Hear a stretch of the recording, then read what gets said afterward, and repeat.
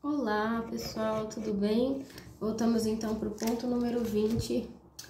Tá aqui, ó, meu edital tá sempre aqui do lado. Olha, o ponto 20 é sobre jornada de trabalho. Então, vamos ver o que a SBD1 tem de bom sobre isso.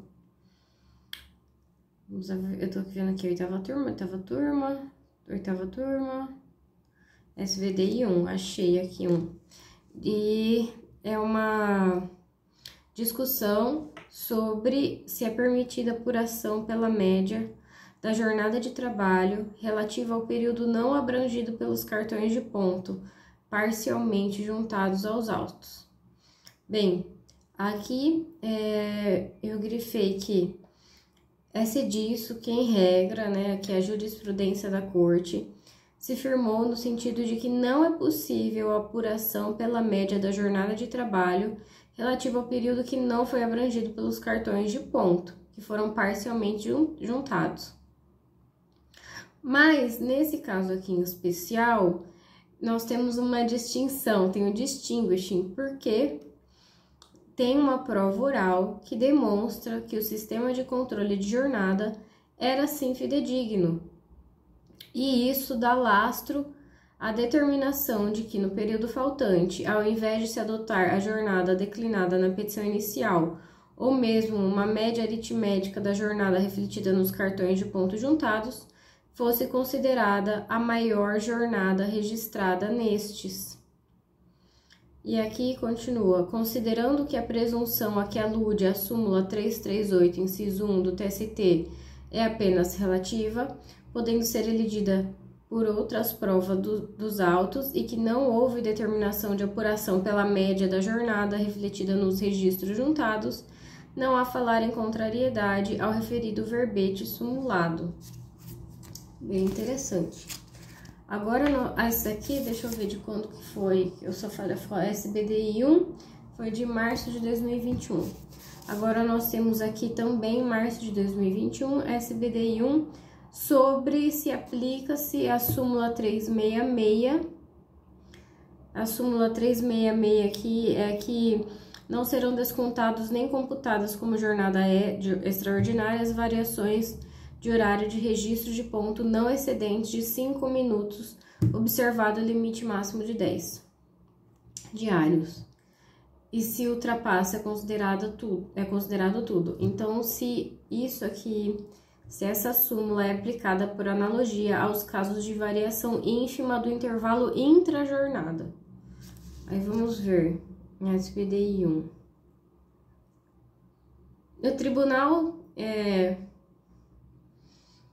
O Tribunal Pleno desta Corte, esse aqui é bem importante, gente.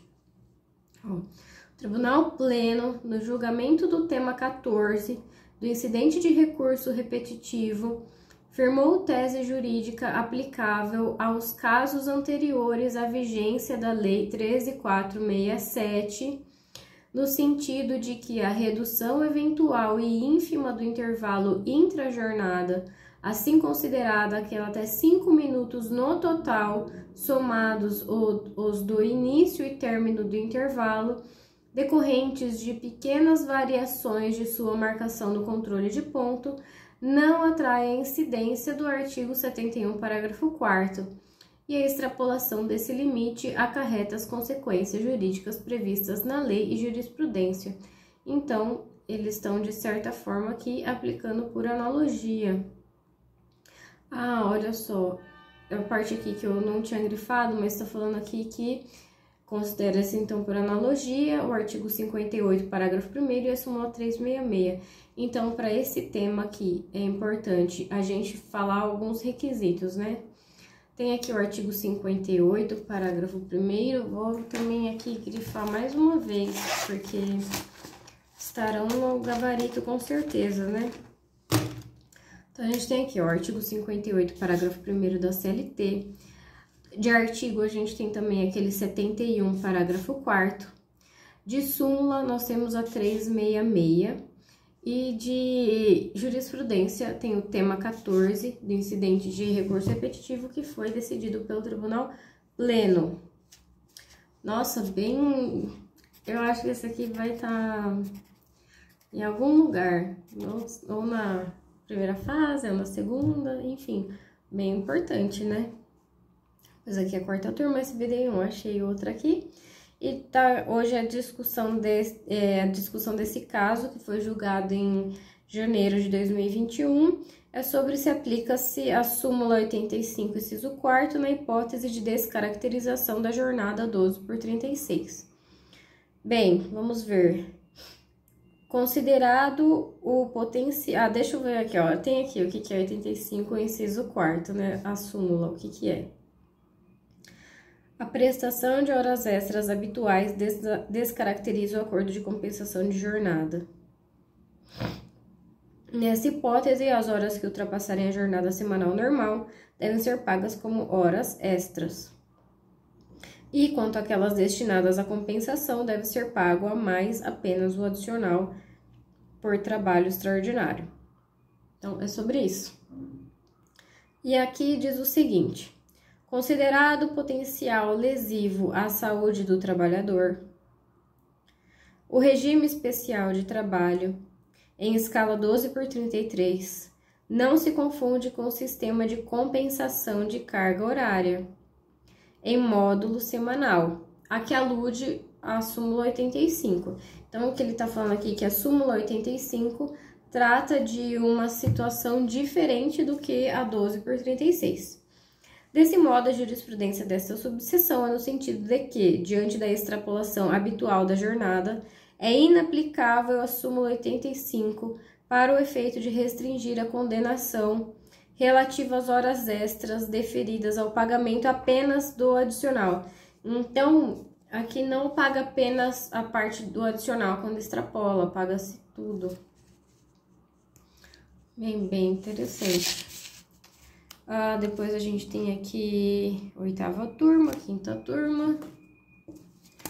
Achei que SBDI 1 de junho de 2021 sobre ocupantes de cargo de gestão, se eles fazem jus a horas de sobreaviso. E vamos ver aqui.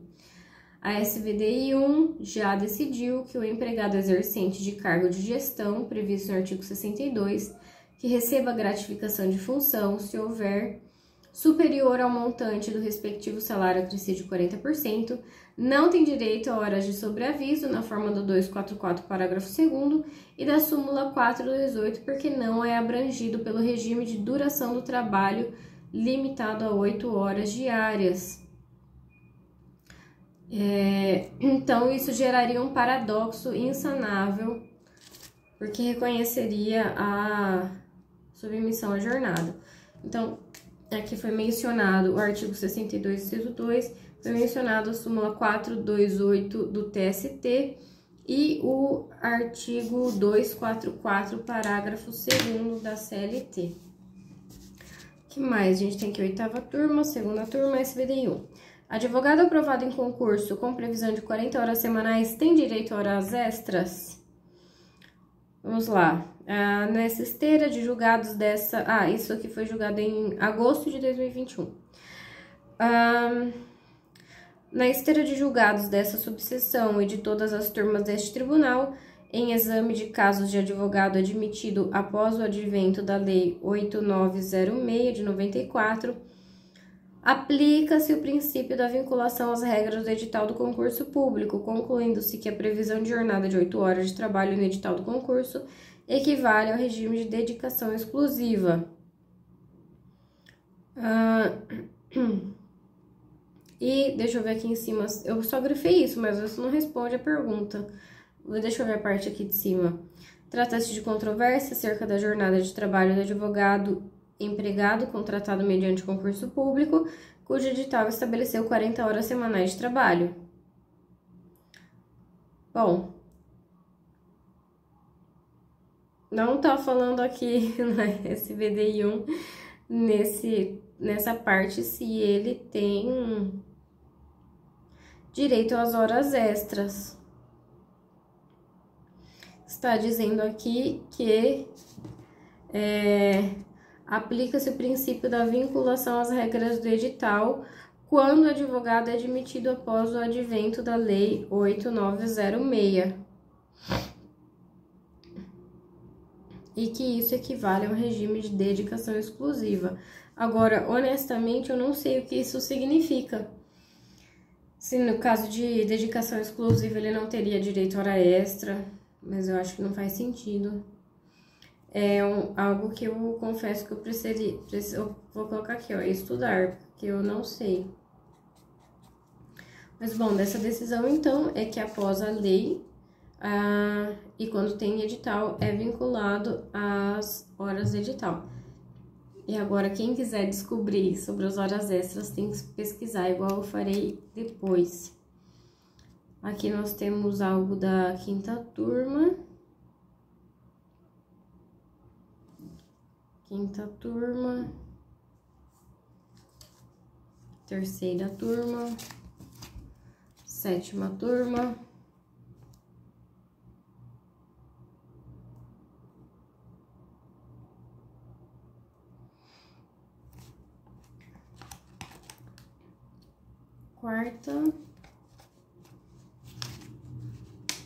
Quarta, terceira. Tem bastante julgado, olha, mas poucos da SVDI. Depois nós temos também aqui de turma, e agora tem aqui um que tá aqui mencionando o precedente da SVDI. Vamos ver se é sobre aviso. A pergunta que envolve, né, a questão é se caracteriza-se sobreaviso quando o empregado deve manter o aparelho de celular fornecido pela empresa ligado, inclusive nos fins de semana. Aí vamos ver, com efeito, o uso de aparelho de celular por si só não basta para configurar o regime de sobreaviso. É indispensável também que o empregado esteja em regime de escala, de prontidão e preparado para ser chamado durante as horas que estiver de sobreaviso, o que não está configurado nos autos. Precedentes da SBDI 1. Então, não basta ter apenas o uso do celular, ele também tem que estar em escala, ele precisa estar, então, preparado para ser chamado. O simples uso do celular não se equivale. Agora sim, uma DSV... bom, continua aqui, tá no mesmo bloco. Vamos ver, esse aqui é a CBD 1 de setembro de 2019. Também tá falando que não basta a simples possibilidade do empregado ser chamado pelo empregador para lhe prestar serviço fora do horário, para ficar configurado o regime de sobreaviso. É necessário que esteja de prontidão, preparado para o serviço, caso seja chamado. Então, vamos supor, o empregado, ele tá lá no seu descanso, não está contando que o seu telefone vai tocar, tá descansando normal, mas toque e ele vai trabalhar. Isso aqui não é considerado prontidão, porque ele não estava preparado para isso, né? Ele não ficou esperando ser chamado, isso não teria atrapalhado o seu lazer. Por isso que nessa circunstância deve haver escala de plantão semelhante à do 224, parágrafo 2º, e nesse caso teria restrição parcial à liberdade de disposição do tempo. A inexistência de escala de plantão equivale ou impede o reconhecimento de sobreaviso. Bom, então em suma é isso. E a gente então tem o artigo 224, parágrafo 2º da CLT. A pessoa precisa então ter o seu tempo de descanso restringido, limitado. E nós temos também aqui, muito importante sobre esse tema, a súmula 428, que fala sobre o uso de instrumentos telemáticos, o 428 item 1, o uso de instrumentos telemáticos por si só não caracteriza regime de sobreaviso e considera sem sobreaviso o empregado que, à distância e submetido a controle patronal, permanece em regime de plantão ou equivalente. Então, por isso que eles ficam aqui repetindo o tempo todo, plantão, plantão, plantão, plantão, plantão. Porque é o item 2 aqui da súmula 428, que tá falando sobre a aplicação por analogia do artigo 244. Tudo faz sentido, né? E mais aqui... esse VDI1, olha, ele não tá grifado aqui. Depois aqui tem um terceiro, depois tem esse VDI1 de novo. Esse material tá melhor, né, pra gente. Vamos lá. O professor tem direito ao tempo excedente do limite de 2/3 da carga horária dedicada a atividades em sala de aula? Eu não sei por que essa dúvida, eu não sei nem de onde tem esse limite de 2/3. Vamos descobrir, né? Então, eu vou ler aqui do comecinho, vou ler até o que não tá grifado. Limite máximo de 2/3. Extrapolação desse limite sem ultrapassar a jornada de trabalho semanal. Se isso daria direito ao adicional de 50%. E parece que isso está respondido no artigo 2, parágrafo 4º da Lei 11.738. Vamos lá, a discussão nos presentes autos é relativa ao direito do professor ao pagamento de horas extras. Quando não foi observada a proporcionalidade entre as atividades em classe de aula com os alunos e o tempo destinado às atividades extra-classe. Tá. A proporcionalidade é a seguinte. Ele precisa, então, se dedicar às atividades em sala de aula com os alunos por 2/3 do tempo e extra-classe 1/3 do tempo. O artigo 2º, parágrafo 4º da Lei 11.738 trata da jornada do professor, prevendo a proporcionalidade entre as atividades. 2/3 com os alunos e 1/3 extra-classe. Se o professor não teve assegurado o período de 1/3 da jornada em atividade fora da sala de aula, na medida em que esse tempo também foi gasto em classe, teve desrespeitado a sua jornada em relação a essa proporcionalidade. Dessa forma, desrespeitado o critério de distribuição das atividades, mesmo sem que haja extrapolação da jornada semanal, resta caracterizada a inobservância da jornada interna do professor, garantindo-lhe o pagamento do adicional de horas extras de 50% em relação ao tempo que extrapolou o período máximo de 2/3. Então, tem direito. E aqui tem uma notinha dizendo que a proporcionalidade já foi confirmada, a constitucionalidade dessa proporcionalidade já foi confirmada pelo STF. SBDI 1. De novo aqui, essa também é em setembro de 2019. Eu acabei de ver uma, né? Sim, é do lado. Devia ser o mesmo informativo. A supressão de horas extras por decisão judicial afasta o direito à indenização da súmula 291. Poxa, eu não lembro que indenização é essa.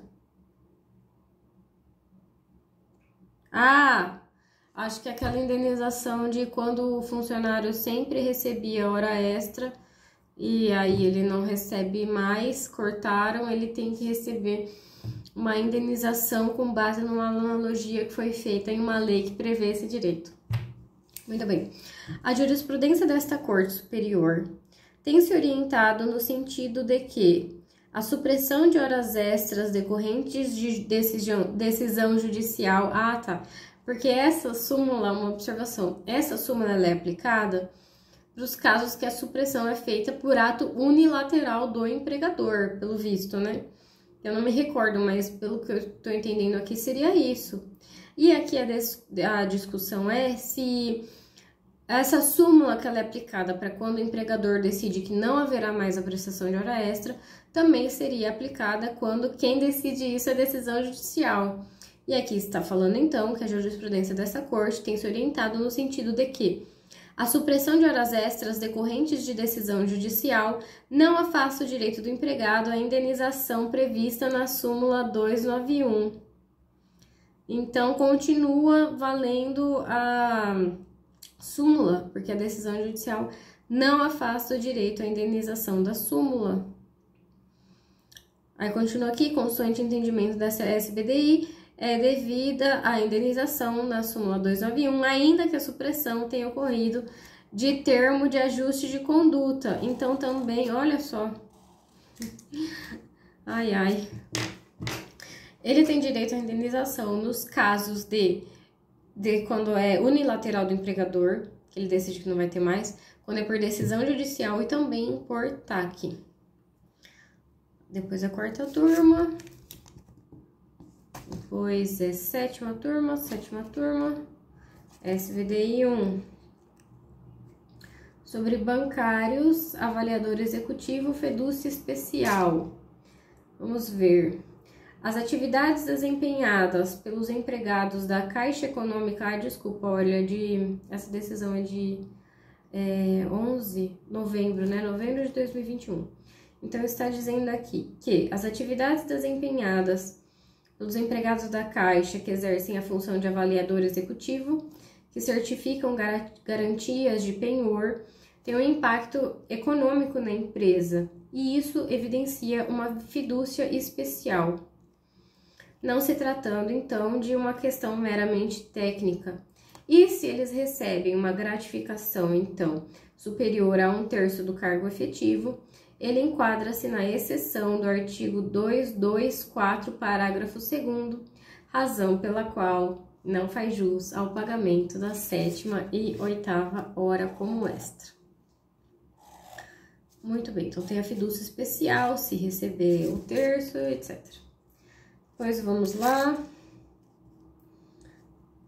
Aqui eu tenho uma decisão que eu não sei a data, mas é da SBDI 1. Cortei a parte. E é sobre a proteção de trabalho da mulher. Sobre o trabalho em domingos nas atividades do comércio em geral. Olha que interessante. Não sei porquê, eu acho que tem cara de prova. Aplicação da escala, eu sei por quê. Porque tem saído uma discussão recente nas mídias sobre isso. Artigo... Tá, vou ler. Bom, depois eu comento os artigos. Artigo 386 da CLT, regra de proteção no trabalho da mulher, e que estabelece escala de revezamento quinzenal quando houver trabalho aos domingos, deve prevalecer por ser mais específico sobre o disposto no parágrafo único do artigo 6º da Lei 10.101. Com redação dada pela Lei 11.603. Eu posso falar da Janete nesse vídeo de novo? Eu tô gravando esses vídeos só pra ficar falando dela. Ai, professora. Eu vou fazer um comentário aqui. Porque é algo que me ajuda. É difícil, né? A gente reconhecer quando tá errado. Uma observação. Muito difícil. E a professora Janete, ela é muito boa por isso, porque ela quer muito que os alunos dela passem, né? E então ela quer que você melhore, ela quer que o aluno melhore, né? Então ela fala que tá ruim, que não tá bom, e eu tive que fazer até a caligrafia por causa dela. E ela sempre ensina, então, como que a gente poderia escrever até para ficar mais bonito, uma leitura mais agradável. E eu estou dizendo isso por causa da redação aqui desse parágrafo que eu li. Vamos ver, para eu demonstrar o que a Janete está querendo dizer. Olha, ela fala assim, que quando rapidinho, antes de ler aqui, ela fala assim, ó. Quando um artigo ele foi alterado ou ele foi acrescido por uma lei, você coloca. Isso ainda mais com a reforma trabalhista, né? Ela fala, isso demonstra conhecimento para o examinador. Isso mostra como você tem um domínio de como era antes e o que veio depois, ou que você sabe que alguma coisa foi alterada. E isso pra mim era tão superficial, assim, eu não sei nem o básico, vou ficar vendo essas firulas, né? A gente tem que saber o que é um dia o correto ou o que seria o ideal para ser uma meta e a gente chegar até lá, né? E então, olha só que bonito. Aqui tá falando, né, o disposto no parágrafo único do artigo 6º da Lei 10.101, com redação dada pela Lei 11.603. Então, essa redação que ela quer que a gente adote é uma redação que aqui os funcionários do tribunal, os ministros usam. E não é fácil fazer isso, eu sempre esqueço de fazer isso, é por isso que eu parei aqui para falar. E ela também fala de qualificar, às vezes, a lei ou uma instrução normativa. Então, vamos supor, a primeira vez que eu vou mencionar a instrução normativa 39 ou a instrução normativa 41, aí eu falo que é uma instrução normativa que dispõe sobre a aplicação das normas do CPC ao processo de trabalho, ou a aplicação intertemporal, a aplicação temporal das regras trabalhistas, da reforma trabalhista. Então, assim, ela fala para qualificar a lei e como isso também é um diferencial. E aqui foi o que eles fizeram no começo, olha, por exemplo, o artigo 386 da CLT, vírgula, regra de proteção do trabalho da mulher, vírgula, que estabelece escala de revezamento quinzenal, etc, etc. Então, aqui, olha só, eles qualificaram o artigo para falar que é uma regra de proteção do trabalho da mulher, e depois eles mencionaram aqui do parágrafo único do artigo 6º, que ele teve essa redação pela Lei 11.603. São coisas que, para mim, não são naturais, né? Eu não acho natural escrever dessa forma. Mas, parece realmente que fica mais robusto, né? Dá mais certeza. Enfim, fechando esse parênteses para elogiar a professora Janete de novo, eu vou ler de novo. O artigo, fiquei emocionada. O artigo 386 da SLT, regra de proteção do trabalho da mulher, e que estabelece escala de revezamento quinzenal. Quando houver trabalho aos domingos, ela deve prevalecer por ser mais específico sobre o disposto no parágrafo único do artigo 6º da Lei 10.101. Então, a Lei 10.101 tem uma regra, né? O artigo 6º, parágrafo único dessa lei, tem uma regra, que é diferente da regra da CLT. Mas esse artigo 386 da CLT é mais específico, portanto, deve prevalecer sobre a Lei 10.101. E aqui continua. Também muito importante, veja só, inicialmente consignou-se que o Tribunal Pleno do TST concluiu no julgamento do recurso de revista, que o 384, que também tratava de norma de proteção ao trabalho da mulher, foi recepcionado. Então, aqui a gente precisa lembrar que o Pleno tinha dito que o 384 tinha sido recepcionado. Foi recepcionado pela Constituição. Lembrando que, como esse 384 era antes da CLT, antes da Constituição Federal, ele é recepcionado, né? Ele não é declarado constitucional. O constitucional é o que vem após a Constituição. Então, aqui ele foi recebido. Isso de acordo com o Pleno. E esse entendimento do Pleno depois foi endossado pelo STF quando julgou um recurso extraordinário com repercussão geral. E eles estão aqui falando disso, que essa reconhecimento da recepcionalidade desse artigo 384, tanto pelo Tribunal Pleno como pelo STF, esse entendimento deve ser, então, aplicado ao 386, querendo dizer que, assim como o 384 tinha sido considerado recepcionado pelo STF, pelo TST, assim também o 386 também seria recepcionado. Então, falando aqui da mesma ratio decidendi. Ai, que bonito! Vou colocar aqui ratio decidendi. Quando a gente vai estudar sobre precedente, olha que bonito! Dá um exemplo desse. Muito legal. Apesar de... são casos assim, não são exatamente, né, idênticos, né? Mas eles estão falando sobre a ratio aqui decidente. E...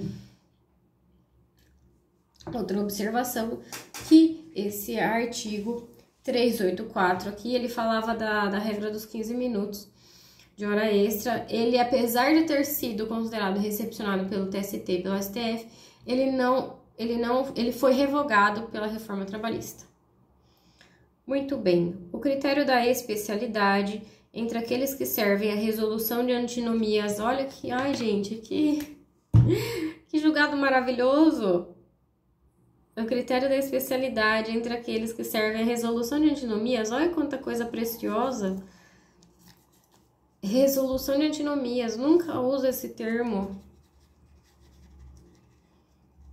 Resolução de antinomia. Olha que bonito! Ah, então tá. Então olha, estão falando aqui do conflito das leis e que, de acordo com o critério da especialidade, serve a resolução de antinomia, prevalece o 386 em relação ao sexto. Do contrário, proteção de... E o que ele tá falando aqui? De fato, né, eu vou ler, não tá grifado, mas eu vou ler. De fato, o artigo 6º da Lei 10.101 tem como destinatário todos os trabalhadores do comércio, dentre estes, as mulheres. Mas essas foram tuteladas com maior especificidade. Do contrário, a proteção de outros grupos vulneráveis, potencialmente ativados no comércio, como crianças, adolescentes, idosos, pessoas com deficiência, estaria inviabilizada ante a predominância da regra consagrada. Bom, tá dizendo que a gente tem que considerar, então, os grupos de vulneráveis, quando for, até aqui a palavra, né, vulnerável também, que hoje em dia tem sido bastante utilizada. Que julgado maravilhoso, né? Bom, então, tá falando aqui, do 386, depois com o artigo 6º da Lei 10.101, aí fala da decisão do Tribunal Pleno, fala da decisão do STF, ambos pela recepcionalidade do 384, que tem que aplicar essa ratio decidente para esse 386. Depois fala do critério de especificidade como resolução de antinomias. Depois fala da proteção dos vulneráveis. E eu não sei que dia que foi decidido essa decisão. Cortei, gente. Desculpa. Mas show, né? Muito legal ver que a gente estuda na doutrina sendo aplicado assim, tão compacto e bonito na prática. Agora eu vou ler aqui uma coisinha. É de uma turma, mas dentro da turma eles falam assim. A SBDI 1, também não tem a data aqui, não, tem sim, março de 2022. Órgão responsável pela uniformização de jurisprudência, ao interpretar a súmula 199, conclui que a pré-contratação não se dá necessariamente no início do vínculo. A pré-contratação independe do momento do vínculo empregatício, citando em seu voto diversos precedentes no sentido da nulidade quando for evidenciada a intenção do empregador de fraudar a aplicação. Primeira parte da súmula. Bom, eu deveria ter lido tudo, né? Vou ler outra parte para ver se fica mais claro. Fala assim: a quinta turma do TST considerou inválida o acordo entre um analista do Banco de São Paulo para pagamento de 2 horas extras diárias. Então, esse acordo é inválido. Ao aplicar ao caso a jurisprudência da súmula 199, o colegiado explicou que, admitida a contratação prévia de horas extras e não a apuração mês a mês, o fato de a pactuação ter ocorrido depois da admissão não a torna válida. Então, para a SBDI 1, a pré-contratação de horas não significa que é no início do vínculo, pode ser a qualquer tempo. Esses foram, então, foram as considerações do ponto 20. E, bom, bem legal, né? Então, agora vamos para o 21. Até lá.